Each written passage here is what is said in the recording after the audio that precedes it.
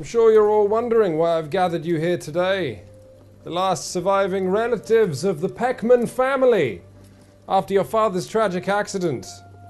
Well, I'm afraid it wasn't an accident, but murder. Isn't that right, Millicent? Because it wasn't flour on your hands that day, was it? From your adorable hobby of baking, but rather climbing chalk from your less adorable hobby of murder.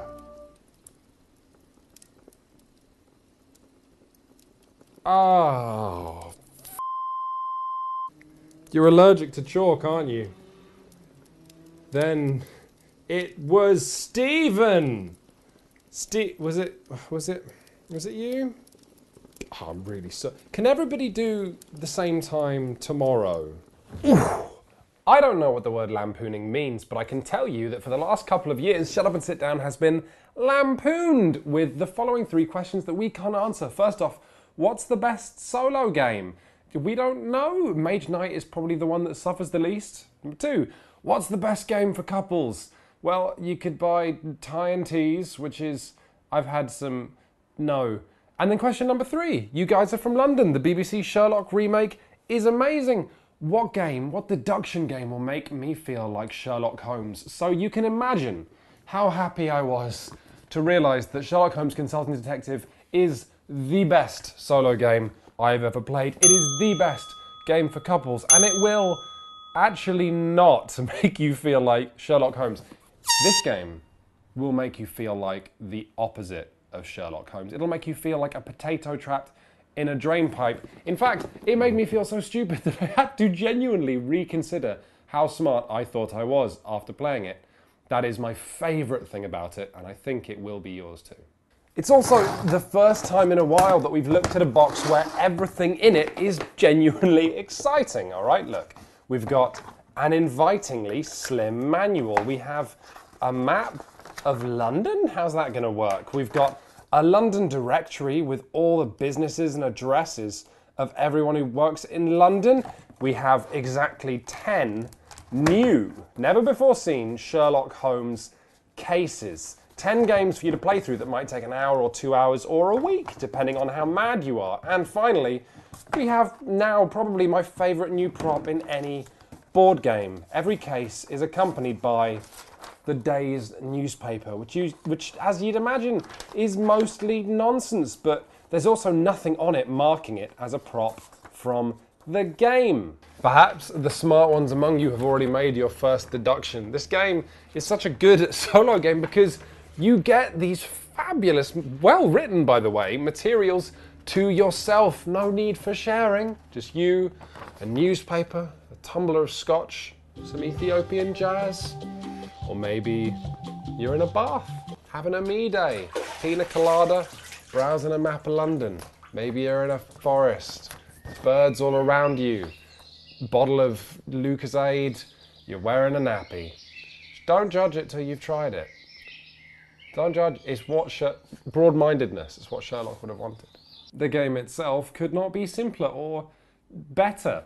You'll have your materials for the case, you'll have your notepad and your writing implement, you'll have your beverage. Then one player will take the case you're performing and read the introduction aloud. It's no spoiler to tell you that case number 1, the munitions magnate regards the death of one Courtney Allen, the head of an arms company, found shot in the alleyway outside of his business. One player will read the introduction with some suspects, some information on him and his family in this case, some evidence, some scraps of paper found in his pocket, and then the game throws open the door to 221B Baker Street, so much so that you can hear the clatter of hooves and the noise of hawkers selling their wares and the smell of human filth.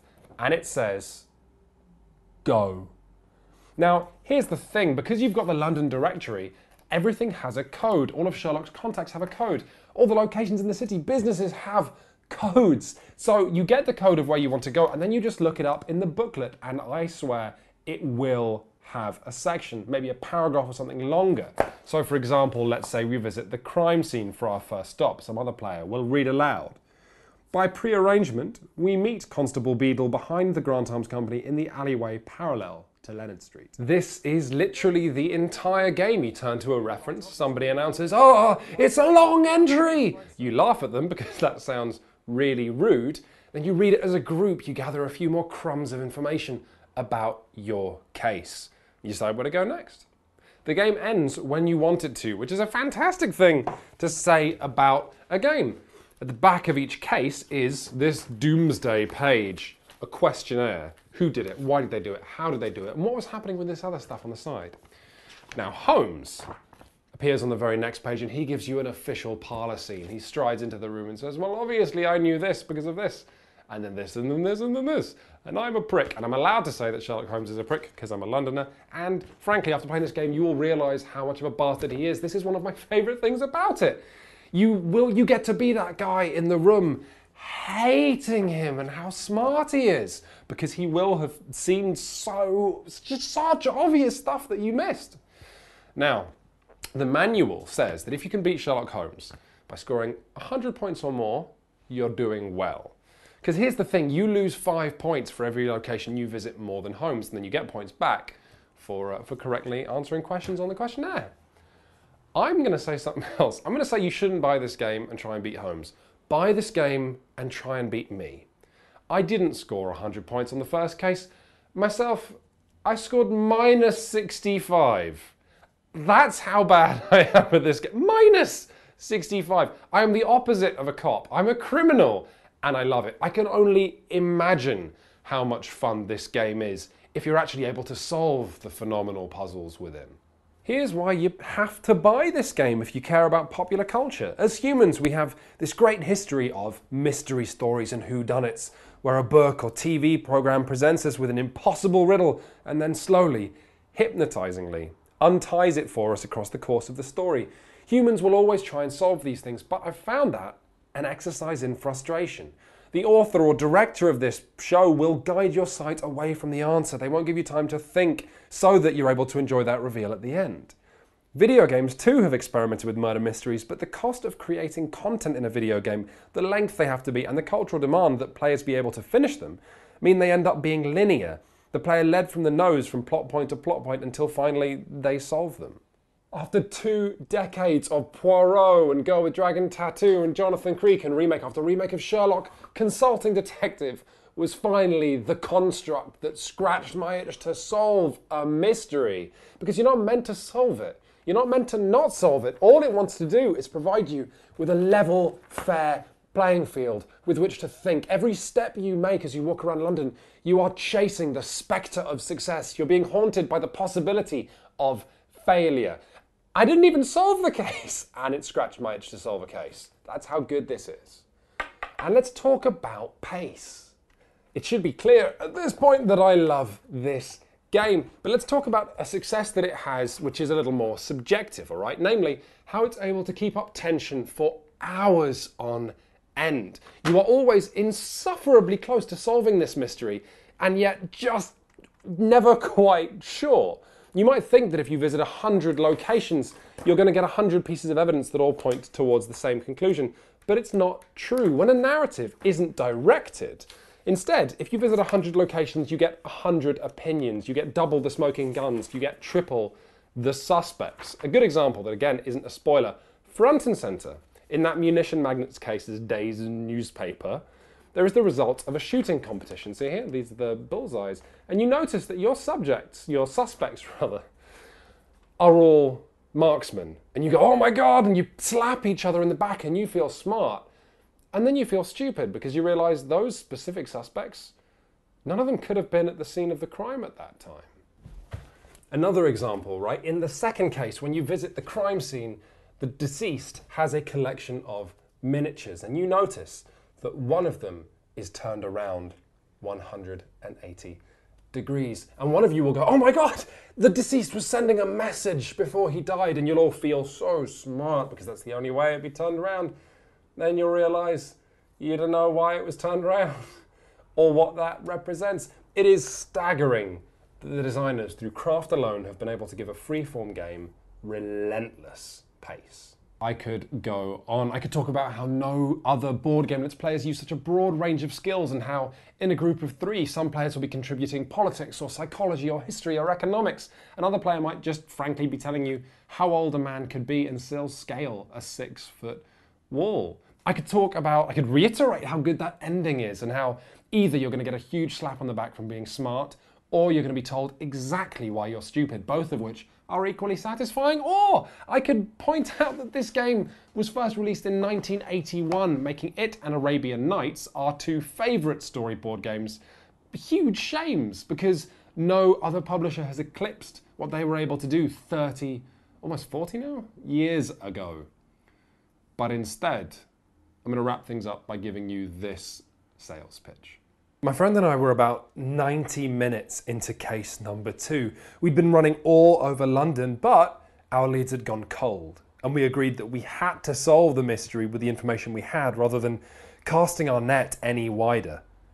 And without thinking, I stood up, took my cocktail, and lay down on the floor like an eccentric detective off of TV. But I wasn't being melodramatic. I'd just been sitting at the table for too long and had to shake up my brain. My friend came down and she laid down next to me, and we played like that, just talking everything through, agonizing over what we couldn't explain for 20 more minutes. The game had left the table. Like some spirit we'd summoned with a Ouija board, it had possessed us and we couldn't get away from it. Amazing! Shut Up and Sit Down categorically recommends Sherlock Holmes Consulting Detective. For ease of use though, let's just wrap up with a few things about this game you can and can't complain about. Number 1, there are some typos in this game. They're annoying. They're especially annoying when they lead to you not being able to consult the right grid references. They're rare though, and not enough to dampen the game's firework display.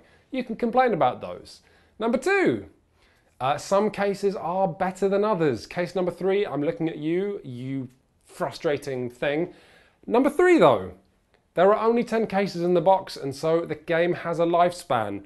Oh my god, you cannot complain about that, alright? Most humans will be able to buy a pizza for a tenner, eat the contents, and throw the box away and feel okay. This is a game that offers 10 evenings you will remember for the rest of your life, and then you're done with it. That is still astonishing value for money. If you lock this game out of your life because you won't be able to play it until you die, I say this for your own good, you might be an awful person. I mean, plus, when you finish this game, you can either keep it on your wall as a keepsake, which is great, or you can give it to someone else.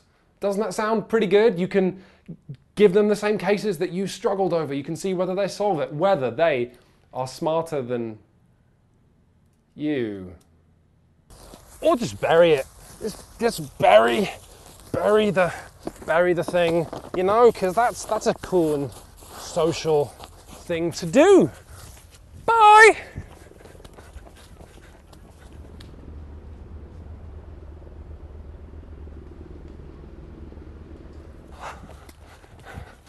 Probably just eBay it. Just eBay it. Just eBay it. eBay it. It's a sensible thing to do.